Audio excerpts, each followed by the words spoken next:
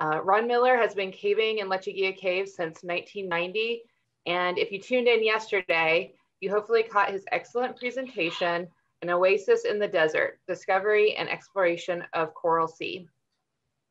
He is a man of many talents, one of which is being a rope rescue and rope access instructor and consultant. Additionally, he is currently a member and director of the Cave Cliff Technical Unit of the Chattanooga, Hamilton County Rescue Service. With that, please take it away, Ron. Great, thanks, Andrea. Hope everybody had a good lunch. We're going to try to wake up anyone that might be falling asleep right off the bat. I'm going to be talking about something that should be near and dear to everyone's heart who works and volunteers or staffs in Lechuguilla or any other park cave, and that is some preliminary results of strength tests that I've been doing on fixed ropes that have been removed from Lechuguilla Cave and other caves in the park. So this is an example of our test setup, and this is a rope that was actually removed from the western branch of the cave near the FUBAR area that was the subject of some discussion yesterday. This rope failed on a jump test, which we'll be talking about during this talk. And this is the actual test of the section of rope just below where the rope failed. And we're going to watch this, a video, if the video runs. The audio in this video is a little bit murky, so I will narrate in the key points of this video. Here we go.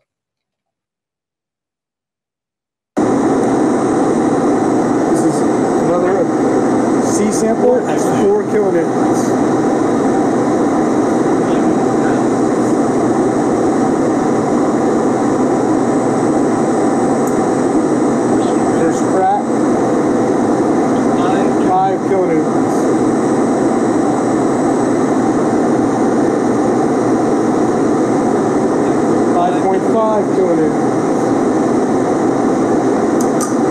Crack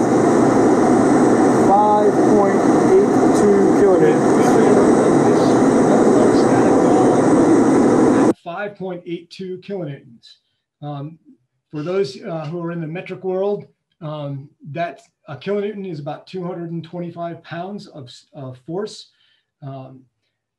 That test result represents about an 81% strength loss from the original strength of that rope. Furthermore, that rope itself failed when a caver jumped on his ascenders while standing on the ground.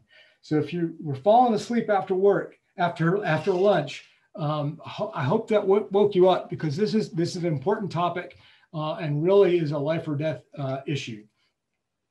I want to begin with a disclaimer. I'm going to end with this as well. These results are very much preliminary. We can't draw any final conclusions at this point. That said, trying to do a comprehensive testing program is beyond what we can really ask of our current rope testing host, which is PMI. We had hoped to have a financial partnership with the Carlsbad Caverns National Park, whereby they would provide funding to for us. By us, I mean the Chattanooga Hamilton County Rescue Service, to build a horizontal test pull machine along the lines of what you see on the right for about $10,000. Unfortunately, unexpected financial constraints due to a virus that shall not be named have prevented that partnership for the time being. So if anyone happens to have about $10,000 burning a hole in their pocket, or knows of a grant source or another source that a nonprofit like CHCRS or the National Park Service could get $10,000 for volunteers to build and operate a slow pull test machine, please contact me after this talk. All right, so what's our problem? As we mentioned yesterday, we have well over 5 miles or tens of thousands of feet of fixed static rope in Lechuguilla Cave and other park caves. We know very well that nylon weakens with age. And as a result, rope manufacturers state very clearly, as you can see on the user instructions on the right from PMI, that any rope should be retired within 10 years, after it was manufactured, regardless of its use history. That said, it may very well be impractical to replace every single rope in Lechuguilla Cave on that kind of a schedule. It's awesome what we heard yesterday that the park is committing to trying to replace ropes on trade routes every 10 years, but there are a lot more ropes in the cave than can really be replaced on that schedule. We don't really understand the effects of long-term exposure to the cave environment on nylon ropes. In particular to Lech, we don't understand the effect of long-term exposure to those ferromanganese deposits, or FMD, also known as corrosion residue or gorilla poo. We just don't know what effect that has on rope strength. And more recently, some people have expressed concern about the possible effect of mold that has been growing on fixed ropes and what that does to nylon strength. And as you just saw, that recent jump test from a rope in the FUBAR area resulting in a failure of a rope has significantly increased concern.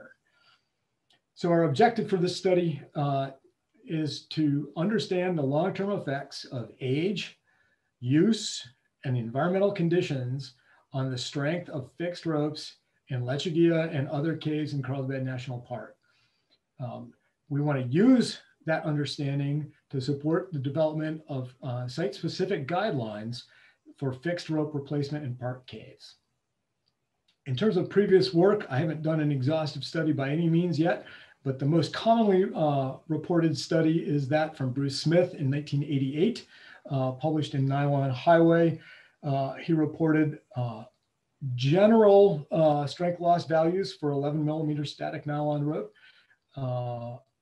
Then again, the variability was quite high, but in general, 1.5 to 2% per year relative to the original strength. So it's a linear trend for ropes that even if they're unused and appropriately stored.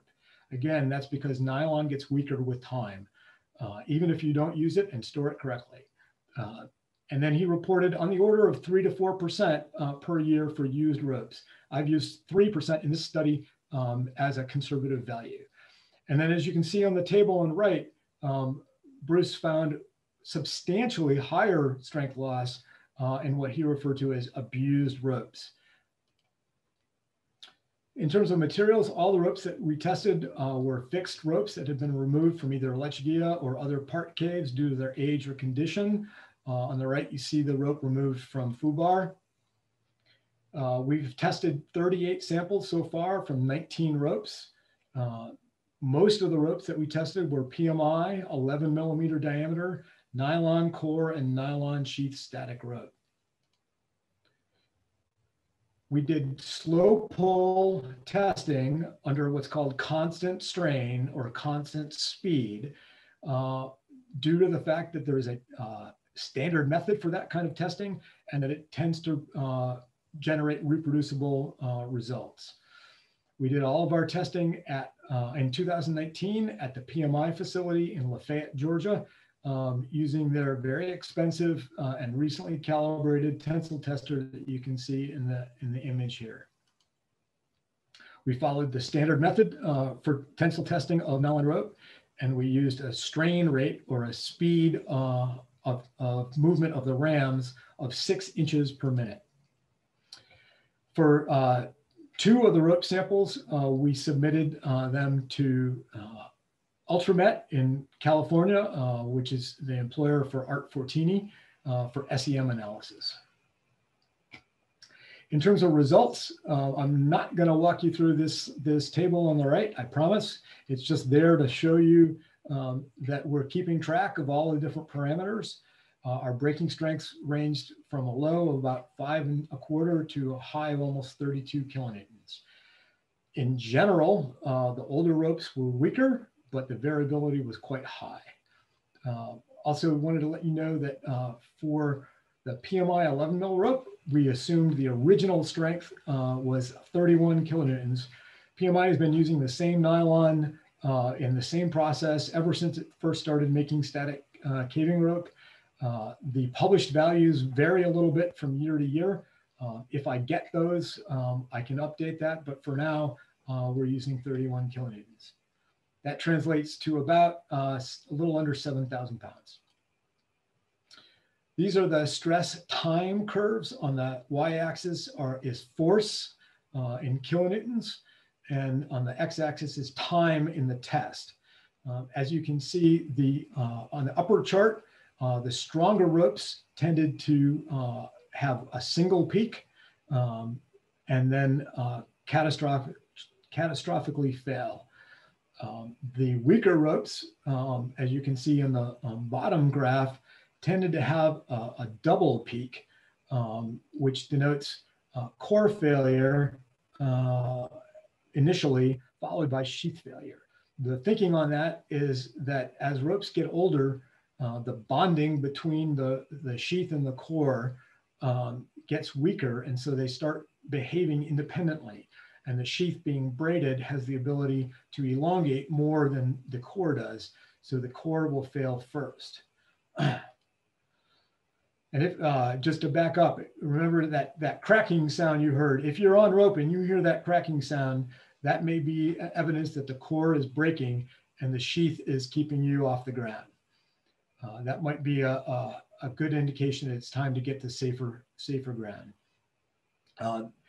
These two pictures represent some of the test failed ends that you saw in those last two graphs. The one on the left is a stronger rope, a nice clean break. The one on the right is one of the weaker ropes, and you can see a pretty ragged break resulting from that initial core failure followed by the sheath failure. This graph I know is pretty complicated. I want to talk in general about some of the aspects of it before delving into the specifics. That black dashed line you see is a predicted strength value or strength loss over time that assumes a linear 3% loss relative to the original strength per year. The blue dotted line that you see is the linear regression of our 11 millimeter mean values. I've omitted the two very anomalously weak values that we obtained from Liberty Bell rope, which we'll talk about in a few minutes.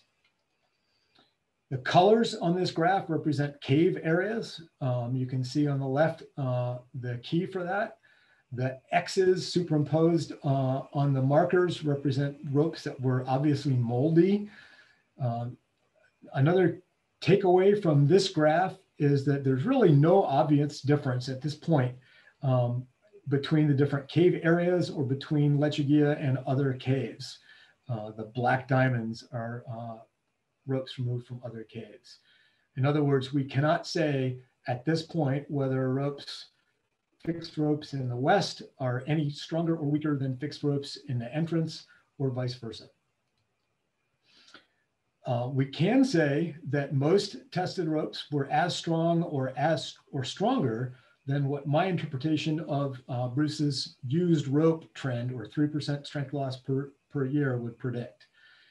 And then a few ropes that fall below those predicted values merit further analysis. I will point out one brief thing, and that is this little green circle that I won't talk about again represents a rope that appears to be below the line, but it may not be. It's a smaller diameter rope that we haven't quite figured out exactly what its diameter is.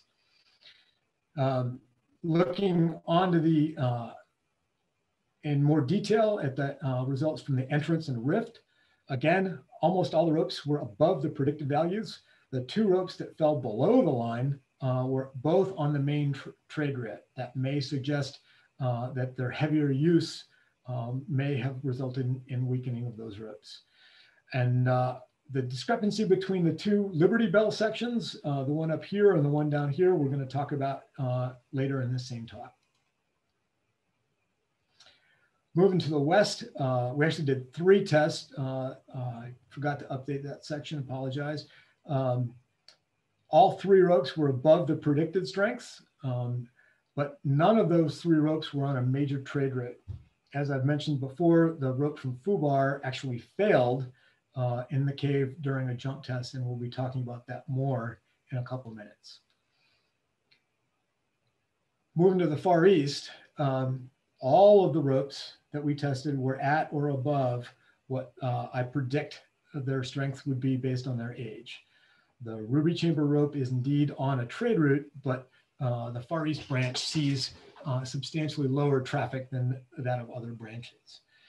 I'll also point out that if you actually look at the magnitude of the strengths of the ropes on the 30-ish, 28 to 30-ish year ropes, those are down in the 6 to 11 kilonewton level, and those may be of significant safety concern. Moving to other park caves, both the ropes we tested from Ogle and Slaughter Canyon tested well above that predicted strength line. I will note that both of those are from hand lines, so they probably saw lower loads and they would have no potential strength loss associated with equipment use, like bending repeatedly through rappel devices. And I'll also point out that the environmental conditions in these caves may be different than those in Lech. Moldy ropes. This has been the subject of much angst over the last couple of years. The good news there is that there's really no cause for any concern. If there's any conclusion from this preliminary work that I would say is pretty close to firm, it would be that. I'm not worried about moldy rope. Yes, I do see that there's an X marks deep seas that looks like it's below, but that's that one that is of questionable diameter, and we're still working on figuring the size of that. So the jury's out on that at the moment. The Liberty Bell rope that I promised to talk about in a few minutes. Liberty Bell, anyone who's gone into Lech has gone down this pitch. It's about a 60-foot active flowstone slope that has extensive small popcorn on the slope. It is on the major trade route into the cave. The rope is rigged to a natural stalagmite anchor that you can see in the lower center of your photo. That's about 10 feet back from the lip. The rope that was removed from the cave was about 11 years old. It was removed last year due to sheath damage. We tested 3 sections from that Liberty Bell rope. We isolated out the obviously damaged sections. The reason we did that is that for this study, I'm not interested in knowing how much obvious sheath damage weakens rope, because we know that it weakens rope. What I'm most interested in is understanding what's not visible. So we isolated those out. The top section, which is in the rigging above the on-rope point up at the lip, had a strength of about 23.5 kilonewtons, or 24% loss from its original strength, which is consistent with its age. That is not surprising whatsoever. What was kind of shocking was the fact that the bottom 2 sections tested at 5.27 kilonewtons each, coincidentally exactly the same, which represents an 83% loss from their original strength. That caused some alarm bells to go off. So why did this happen? We didn't see any evident differences between the sections that we tested, other than a little bit more fuzz on the lower sections, as you can see in the photo on the right. The rope on the lower sections is indeed constantly water saturated, because that's a wet flowstone slope. But we looked at the pH last year with pH paper, and it was neutral. We shipped off samples of those ropes for SEM analysis. Art may be able to talk a little bit more about his findings in the Q&A, but the quick answer is, unfortunately, there's no obvious cause of failure as a result of looking at the SEM analyses. So what happened? Well, we've got 2 hypotheses at this point. One is that the fact that cavers typically would ascend from off the fall line and swing sideways as their full weight got on the rope, nicking the rope on the popcorn may have somehow weakened the rope core. A second hypothesis is that the repeated bending under load through rappel devices may have selectively or preferentially weakened just those portions of the rope that were below the lip. There is some evidence in the literature that nylon ropes subjected to repeated bending under load may suffer substantial weakening. And so that's an area that we're going to be looking at in more detail. Moving on to the FUBAR rope. This was a fixed PMI rope that was installed on a terminal lead climb in August of 1991, or even earlier. The rope log lists it as 120 feet long, and it's mostly hanging in free space. We don't know when it was installed or if anyone has ever ascended this rope. There's inconsistent reports as to possible leads at the top. The notes say no leads, but an early map of the area suggests that there might be a 6 foot by 8 foot climbing lead. So that might be an attractant, but again, we have no evidence that anyone prior to October 19 ascended that rope after it was first installed. In October 2019, a survey team planned to ascend that rope for resurvey and resketching purposes. A caver who may be on this call, this Zoom conference, who weighs about 0.9 or kilonewtons or 190 pounds with his gear, jump tested the rope. And by that, I mean he put his ascenders on, tensioned the rope, and then jumped up. On that first jump test, the rope failed in midair, well above his ascenders. Fortunately, he was not injured. That dynamic event created a possible fall distance on the order of 1 to 2 feet. Given the rope available to absorb the force and the weight of the climber and the fall distance, I would estimate that the maximum impact force that rope could have seen is on the order of 2 to 3 kilonewtons, which is quite a bit lower than the rope tested. The bottom section of the rope was removed from the cave, as you can see in the photo on the right. As you can see on the photo on the left, it appeared to be a pretty clean break. We tested the rope at PMI, as you saw. The rope tests were 5.82, 7.81, and 8.8 kilonewtons. The strengths got progressively weaker as you got closer to the failure point, but with only 3 samples, it's unclear whether that is anything in terms of a significant trend. I can't think of any obvious explanatory mechanism that would explain why that would occur in a free hanging rope. I'll also point out that all of those strengths are age consistent.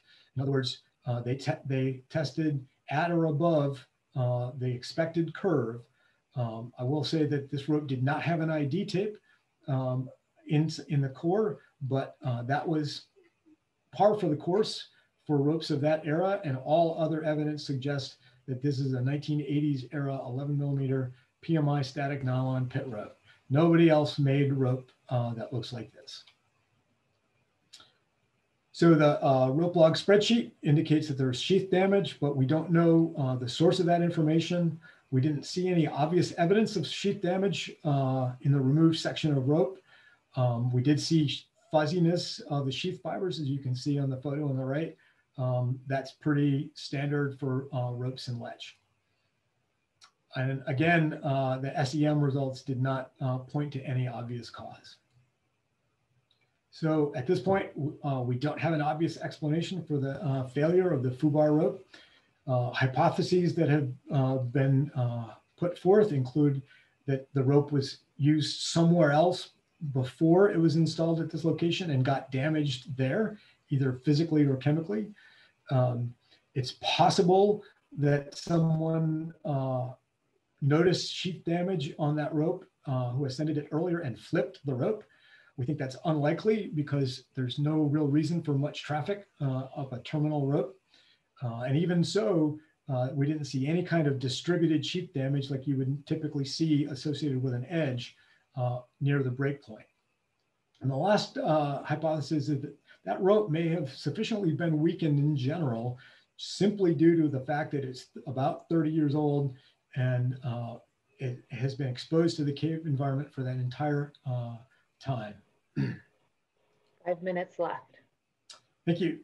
So our preliminary conclusions are no great surprise. Fixed ropes, nylon construction get weaker with time. Second, Bruce's estimate of about 3% loss per year relative to the original strength for used ropes generally seems reasonably conservative for most fixed ropes in the park caves. However, some ropes definitely get a whole lot weaker than others, in particular those ropes that we've been talking about from Liberty Bell and FUBAR. The reasons for that are unclear. We did find no evidence that mold growth on the fixed ropes in the park caves causes any strength reduction. And we also can say at this point that we need a whole lot more testing before we can fully understand the parameters that affects the strength of fixed ropes in the park caves. Again, I'm going to repeat my call for help. I won't go through all of these bullet points again, but if anybody knows of a source of $10,000 to build a slow pull testing machine, please let me know. Future work, as you might guess, my first goal is to obtain funding and build a slow pull testing machine. I want to test that backlog of ropes. I've got hundreds of feet of removed ropes in my basement that I'd like to get out of there and get test data on. I'd like to do some additional research on why those ropes from Liberty Bell and FUBAR seem to have such low strength. And I'd also like to have some additional expertise.